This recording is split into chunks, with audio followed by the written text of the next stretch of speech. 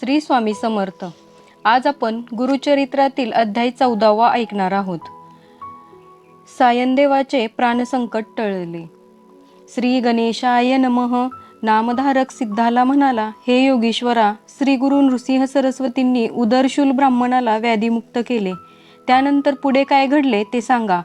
सिद्ध म्हणाला, श्री गुरूंनी सायनदेवाची सेवा स्वीकारली. त्याचा भक्तिभाव पाहून ते प्रसन्न झाले. त्यांनी त्याला तुझ्या वंशात उत्तरोत्तर गुरुभक्त जन्माला येतील असा आशीर्वाद दिला. सायनदेवाने त्यांच्या चरणांना वंदन केले व म्हणाला, गुरुदेव, आपला महिमा अगाध आहे. तुमच्या आशीर्वादाने माझ्या वंशात भक्तीची परंपरा अखंड राहो. माझ्या वंशजांना इहलौकी सर्व प्रकारचे सौख्य लाभो. त्यांना सद्गती प्राप्त होवो. पण सध्या मी अतिशय बिकट परिस्थितीत आहे. मी ज्या यवनाकडे नोकरी करतो तो अत्यंत क्रूर आहे. तो दरवर्षी ब्राह्मणांचा घात करतो. आज त्याने मलाच मारायचे ठरवले आहे. मी त्याच्याकडे गेलो की माझा घात निश्चित आहे. मग आपले वचन खरे कसे होणार? तेव्हा श्रीगुरूंनी आपला वरदहस्त त्याच्या मस्तकी ठेवला व म्हणाले, सायनदेवा, चिंता करू नकोस. निश्चिंत होऊन त्या यवनाकडे जा. तो तुला सन्मानाने परत पाठवील.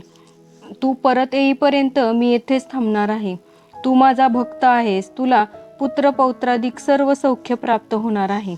श्री गुरूंनी अभय दिले आणि सायनदेवाची काळजीच मिटली. तो यवनाकडे गेला. त्या यवनाच्या रूपाने आपल्यासमोर साक्षात यमच उभा आहे असे त्याला वाटले. यवनाने सायनदेवाला पाहिले. तो काय? तो त्याला अग्नीसारखा भयंकर तेजस्वी दिसला. हा काय चमत्कार आहे हेच त्याला कळेना. त्याची मती कुंठित झाली. तोंडातून शब्द निघेना. तो संतापाने अक्षरशः थरथरत होता. त्याचे उग्र रूप पाहून सायनदेव भीतीने श्रीगुरूंचा धावा करू लागला. त्याच्याकडे पाहून यवनाला चक्कर आली.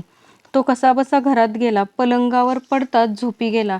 तेवढ्यात त्याला एक भयंकर स्वप्न पडले. त्यामध्ये एक तेजस्वी ब्राह्मण शस्त्राघात करून त्याच्या शरीराचे तुकडे तुकडे करीत आहे असे दृश्य दिसले.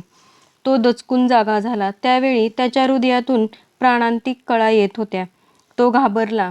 या ब्राह्मणाचा घात केल्यास आपलाही मृत्यू अटळ आहे हे त्याच्या लक्षात आले. त्याने धावत जाऊन सायनदेवाचे पाय धरले. तुम्हाला येथे कोणी बोलावले? कृपा करून आपल्या घरी जा असे म्हणून त्याला वस्त्रे व आभूषणे देऊन निरोप दिला. प्राणसंकट टळले होते. सायनदेव श्रीगुरूंना भेटण्यासाठी आतुरतेने धावत नदीतीरी गेला. कृतज्ञतेने त्यांचे पाय धरले. यवनाकडील वृत्तांत सांगताना त्याचे हृदय अक्षरशः गलबलून गेले होते. तो म्हणाला, गुरुदेव, आपण माझे रक्षण करते आहात. आपल्या कृपेनेच मला जीवदान मिळाले. आता तुमची सेवा हाच माझा धर्म. मला तुमच्याबरोबर न्या. तेव्हा श्री गुरु म्हणाले, सायनदेवा, आम्ही तीर्थयात्रेसाठी दक्षिणेकडे निघालो आहोत. 15 वर्षांनी परतून येऊ. तेव्हा तुझ्या गावाजवळच राहू. त्यावेळी तू मुलाबाळांसह मला भेटायला ये. आता तू घरीच राहा. सुखाने संसार कर. श्री गुरूंनी सायनदेवाचे सांत्वन केले आणि त्याची समजूत घालून त्याला घरी पाठवले. तेथून ते तीर्थयात्रा करीत शिष्यांसह वैजनाथ क्षेत्री गेले. तेथे स्वतःला कोठेही प्रकट न करता गुप्तपणे राहिले. नामधारक म्हणाला, महाराज, श्री गुरूंनी आपले अस्तित्व तेथे का प्रकट केले नाही? त्यांच्या शिष्यांना त्यांनी कोठे पाठवले? सिद्ध म्हणाला, सांगतो. श्री गुरूंचे चरित्र अतिशय थोर आहे. ते तू शांतपणे ऐक. या पुढील कथा आपण पुढच्या अध्यायात ऐकणार आहोत. श्री स्वामी समर्थ.